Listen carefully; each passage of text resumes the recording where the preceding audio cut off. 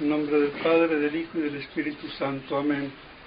Amados hermanos en nuestro Señor Jesucristo, nos que encontramos en el 9º domingo después de Pentecostés y celebramos la fiesta de la transfiguración de nuestro Señor Jesucristo, que es de segunda clase, pero si cae su festividad en domingo, prima sobre el domingo, convirtiéndose en fiesta de primera clase, y por eso es que se dice la misa de la transfiguración.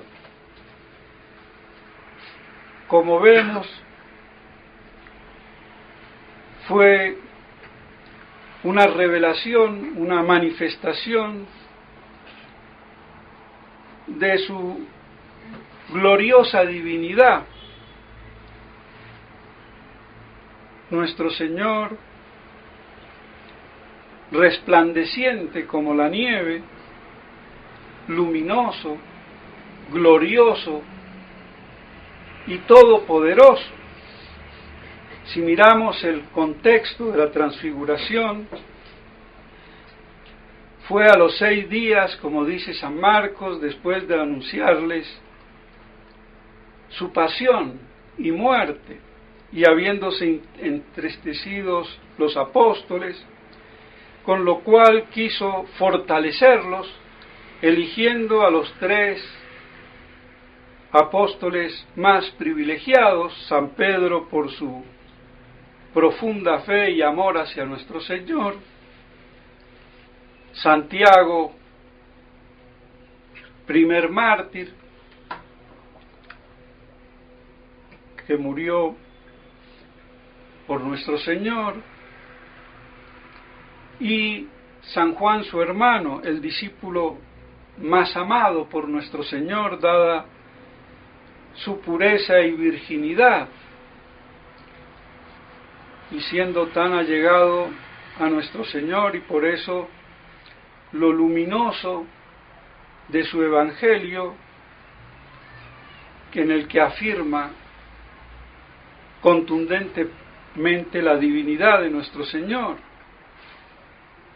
y así queriéndolos fortalecer, les muestra el resplandor de su gloria, que había sido eclipsado, por así decirlo, al encarnarse en un cuerpo pasible. Se anonadó, se hizo nada, mal interpretado por los protestantes, incluso por muchos teólogos católicos, creyendo que la encarnación es una especie de rebajamiento de nuestro Señor, que se anonada, que se hace nada al hacerse hombre, y es todo lo contrario. Eso manifiesta el poder divino, solamente Dios puede encarnarse. Ni el demonio puede hacerlo. Y cuando se habla por ahí de que el anticristo en la Salet es un demonio encarnado, es una manera un poco laxa de hablar o de expresarse, pero no hay que tomarlo en la precisión teológica, porque en sí mismo es absurdo. Solamente se puede encarnar Dios, y cualquiera de las 3 divinas personas, o las 3 juntas. Pero la que se encarnó de hecho fue la del Verbo, pero Santo Tomás lo deja muy bien claro,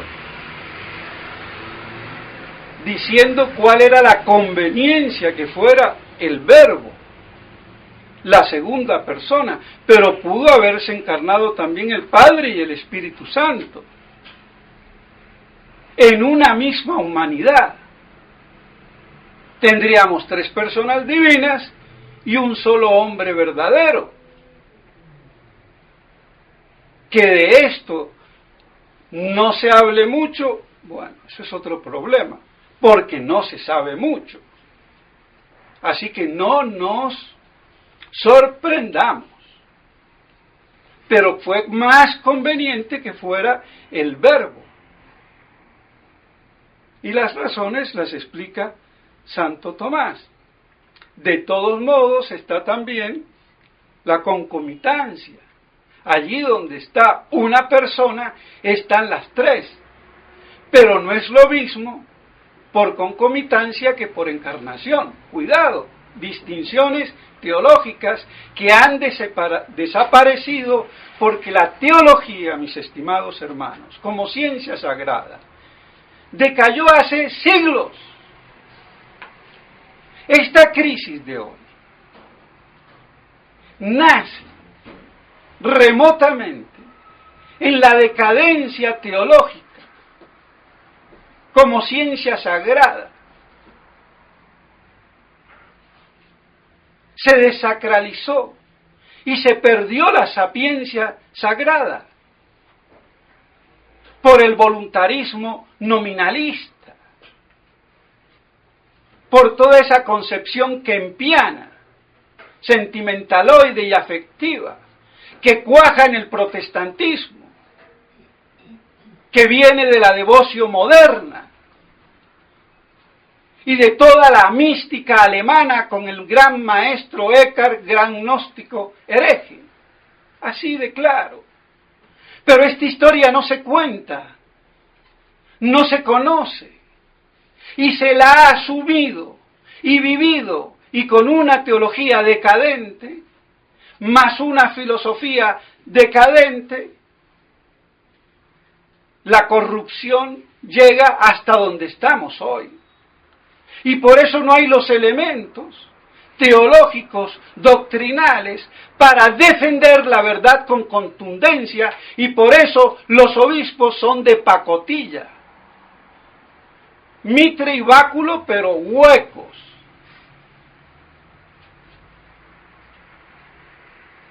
Con verdaderos obispos, pontífices en la doctrina, no hubiera acontecido jamás el Vaticano II.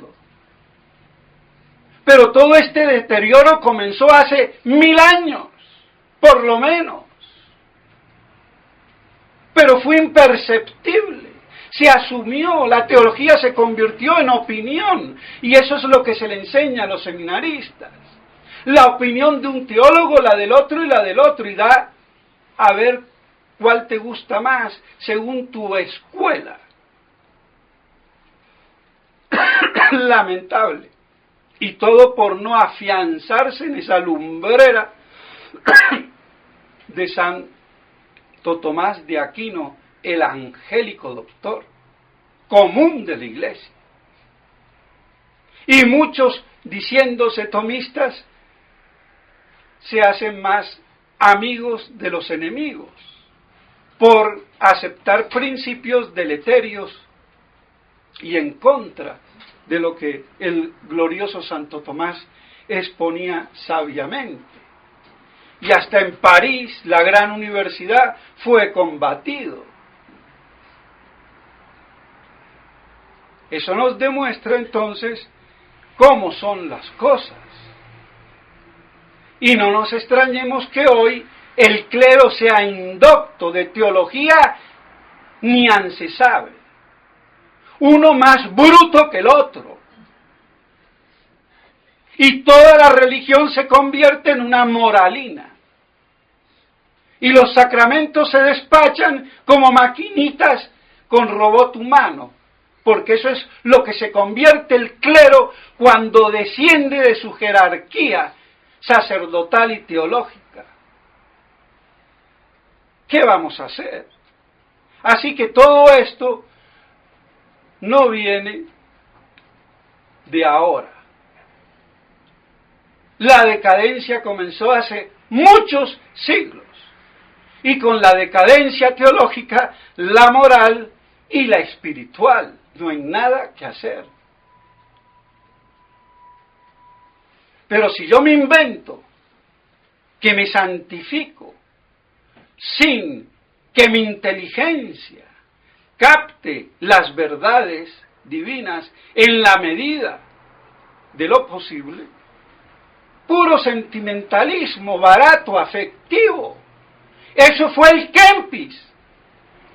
Y eso nutrió a todo el clero. Ni Monseñor Lefebvre se salvó, el pobre.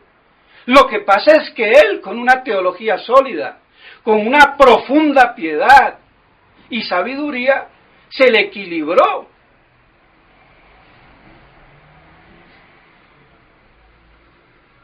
Pero de que todos se contaminaron, ninguna duda. Y eso de ver a los santos y santitas de cachetitos colorados es el mismo cuento. Así que la santidad de San Juan Bautista, curtido y rudo, no. Por eso los sacerdotes maricones, y me perdonan, porque creen que entre más afeminado sea, más santo es. Sí, será más mariconcito, perdónenme, las cosas como son. Y si no, ¿de dónde sale tanto pedrasta y homosexual dentro del clero y del Vaticano? Que habría que cortarles la cabeza. Pero es santidad. Sí. Bueno, aguantemos. Pero alguien en la iglesia tiene que decirlo y condenarlo y salvar el honor del sacerdocio. Así de claro.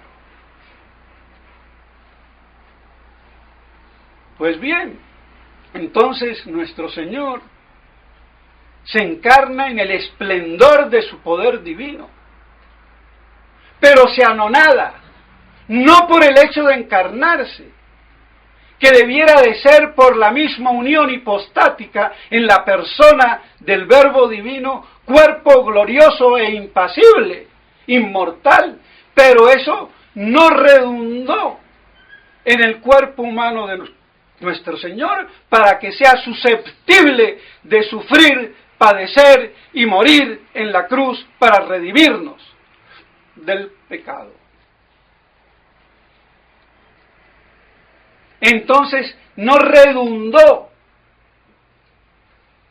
esos efectos que le correspondían por propia naturaleza de la unión en la persona del Verbo divino, fueron parados para que el cuerpo sea pasible, mortal y no glorioso e inmortal. Y por eso se anonadó, que es muy distinto. Y pues entonces, nuestro Señor, ante esa tristeza de los apóstoles, quiere consolidarlos, mostrándoles su gloria. Y por eso entonces lo ven glorioso como y resplandeciente como la nieve y la luz del sol. Y se presentan Moisés y Elías. Santo Tomás de Aquino dice, Elías no con su cuerpo, sino a la manera como un ángel puede presentarse en forma corporal, porque no es resucitado, Moisés. Y Elías sí, porque fue arrebatado a un lugar misterioso con su cuerpo sin morir. Entonces sí se presentó en su propio cuerpo. Y nuestro Señor se presentó en su cuerpo glorioso, pero en la gloria de su claridad, no de su inmortalidad, como lo dice Santo Tomás de Aquino. Otra distinción más.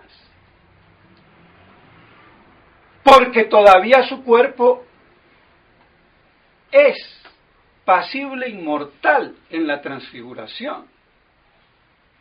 Entonces manifestó parte de esa gloria en el dote o en el don de claridad, pero no en el don de la impasibilidad y de la inmortalidad, porque iba a los pocos días a padecer y morir en la cruz, así de sencillo. Entonces, con esa gloria de su divina majestad, para consolidarlos el día de su pasión y muerte.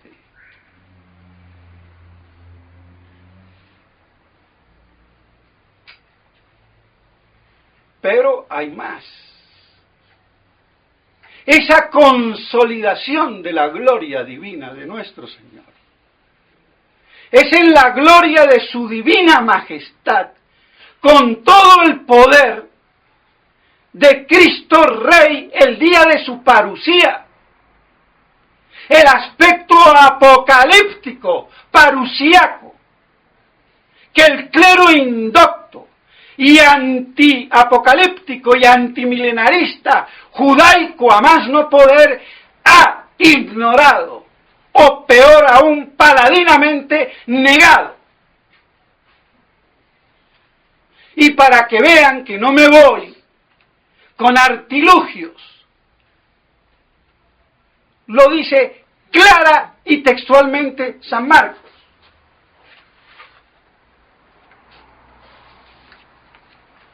En el Evangelio de San Marcos, capítulo 9, transfiguración de Jesús. Y les dijo: en verdad os digo, entre los que están aquí, algunos no gustarán de la muerte sin que hayan visto el reino de Dios venido con poder. Y 6 días después tomó Jesús consigo a Pedro, a Santiago y a Juan, y los llevó solos aparte a un alto monte y se transfiguró a su vista. Está explícito, más explícito que en el Evangelio de San Mateo, porque me habla: algunos no morirán sin ver. ¿Sin ver qué? El reino de Dios. ¿El cielo? No. El reino de Dios.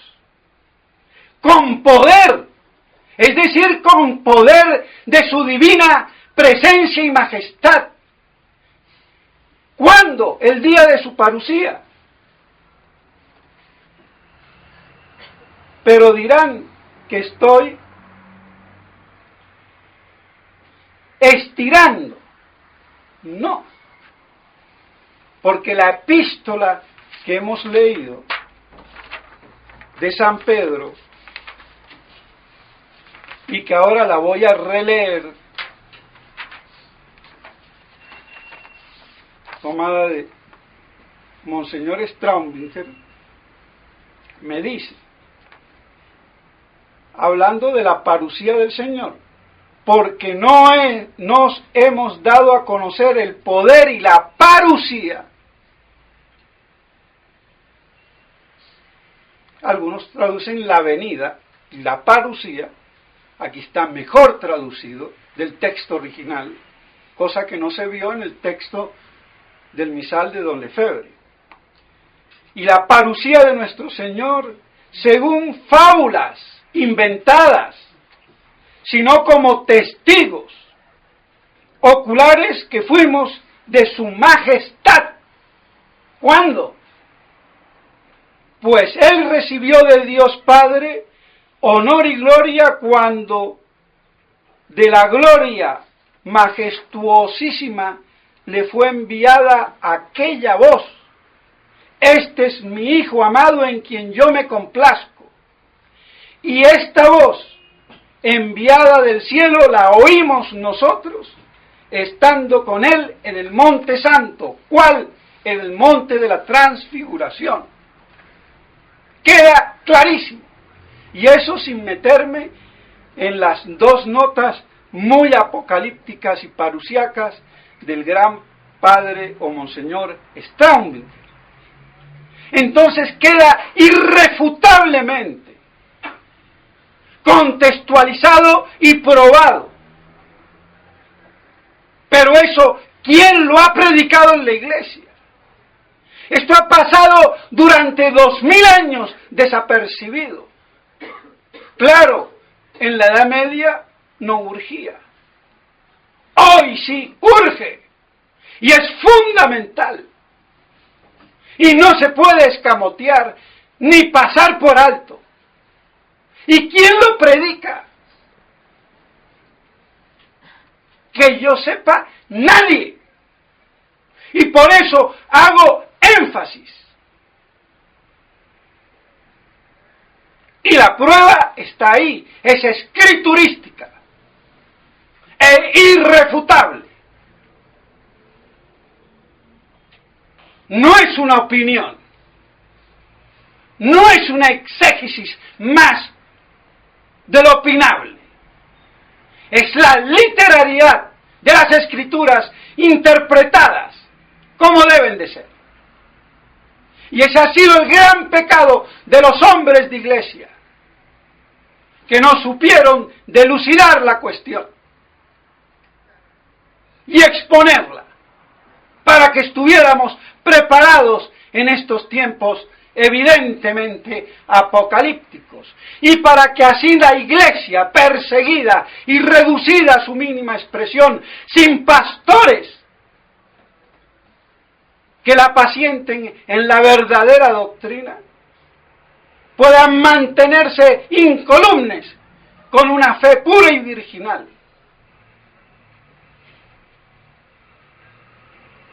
Vemos la obra satánica que hay detrás de todo esto, y de los idiotas útiles, papanatas y mitrados y perlados y petrificados en su supina ignorancia, cuando no odio diabólico a la verdad de Dios.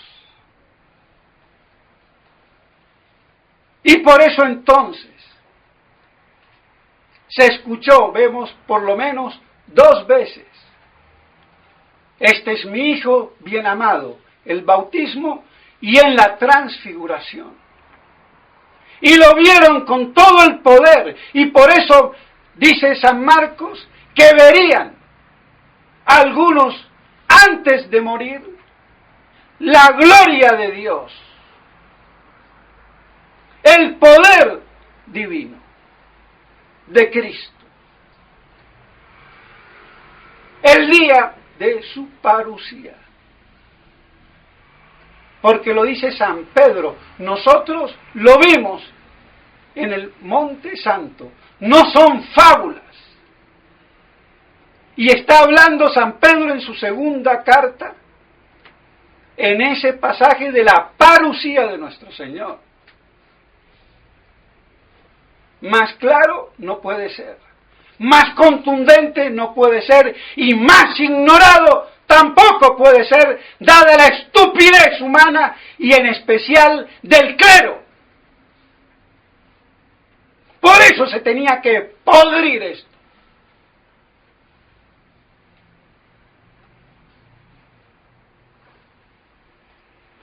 Entonces, mis estimados hermanos, nada más apocalíptico que la transfiguración de nuestro Señor, y nada más esperanzador y consolador, si quieren, aunque mucho consolador no me gusta, porque van a empezar las viejas beatas,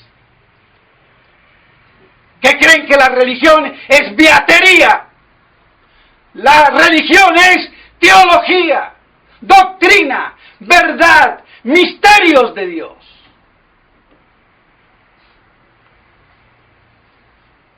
Y los curitas chamanes que quieren unos fieles de pacotilla a su alrededor.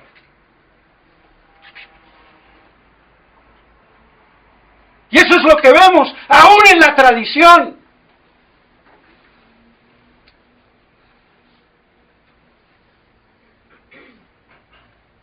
¿Qué vamos a hacer? Pues conmigo no es así la cosa. El pastor apacienta con la verdad, no con el sentimentalismo afectivo y feminoide, sino con hombría y virilidad, en la santidad de la verdad, y punto. Pero toda esa espiritualidad, esa moral, hace rato que nos enseña. Y por eso, si yo veo a un cardenal muy suavecito, afeminado, ¡ay, qué santito! Tu abuela de santo. Pedazo de... me trago la palabra. Bip, bip, bip, como por ahí pone.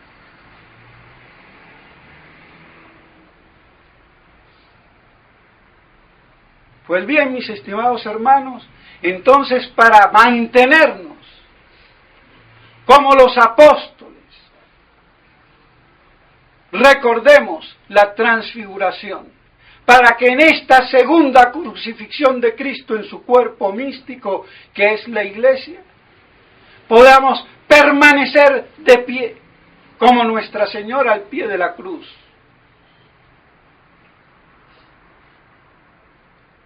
Y así tener esa gloriosa esperanza, esperando ver si es que toca o si no toca, pero esperanzados en esa parusía gloriosa y poderosa de la majestad de Cristo Rey. ¿Qué más esperanza? ¿Qué más consolador? ¿Qué más tonificador no puede haber en medio de esta hecatombe, donde prácticamente queda poco y nada? Y lo que se dice hoy, Iglesia, vean qué es: un mare magnum de confusión, de tinieblas, de errores. Y a veces es peor la confusión que el error. Porque en la confusión yo no sé qué es bueno, qué es malo, qué es verdad, qué es error. Pero en el error, para reconocerlo como tal, tengo que saber qué es la verdad. En la confusión no. No hay el paradigma. Entonces, por eso la confusión es peor. Y más profundas las tinieblas de Satanás. Que nos sirva entonces en esta fiesta de la transfiguración, de esa manifestación de la gloria de nuestro Señor en su divina majestad. Y que eso nos consolide y nos ayude a perseverar como Nuestra Señora al pie de la cruz. En nombre del Padre, del Hijo y del Espíritu Santo. Amén.